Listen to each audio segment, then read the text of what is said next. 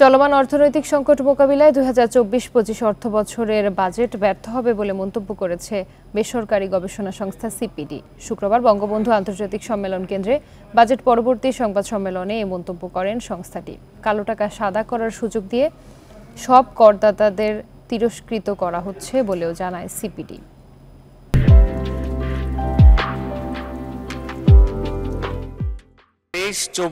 মূল্যস্ফীতি নিয়ন্ত্রণ, সামষ্টিক অর্থনীতিতে স্থিতিশীলতা ফেরানো এবং রাজস্ব আয় বাড়ানোর চ্যালেঞ্জ নিয়ে বৃহস্পতিবার ঘোষিত হয়েছে আগামী অর্থবছরের বাজেট।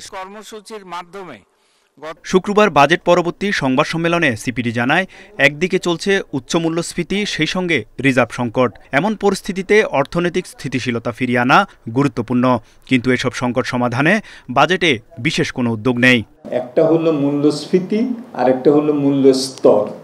মূল্যস্তর কিন্তু অনেক উপরে উঠে গেছে, সুতরাং সেদিক থেকে অবশ্যই সাধারণ মানুষ একটা বড় ধরনের চাপের মধ্যে আছে।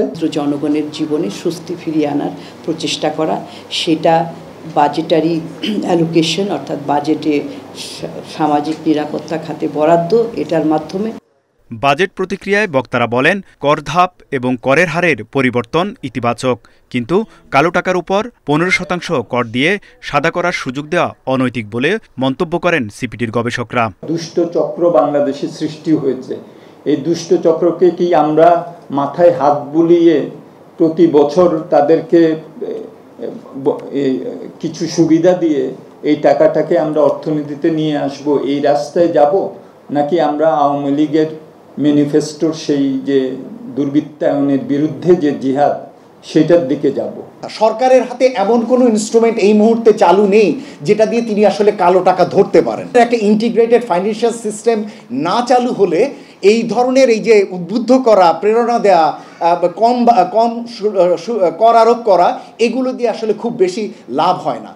সিপিডি বলছে, 2024-25 অর্থবছরের প্রস্তাবিত বাজেটে মূল্যস্ফীতি, জিডিপি প্রবৃদ্ধি ও বিনিয়োগের যেসব লক্ষ্যমাত্রা ধরা হয়েছে তা অতি উচ্চাভিলাষী ও বাস্তবসম্মত নয়। তৌহিদ রানা, ইন্ডিপেন্ডেন্ট নিউজ, ঢাকা।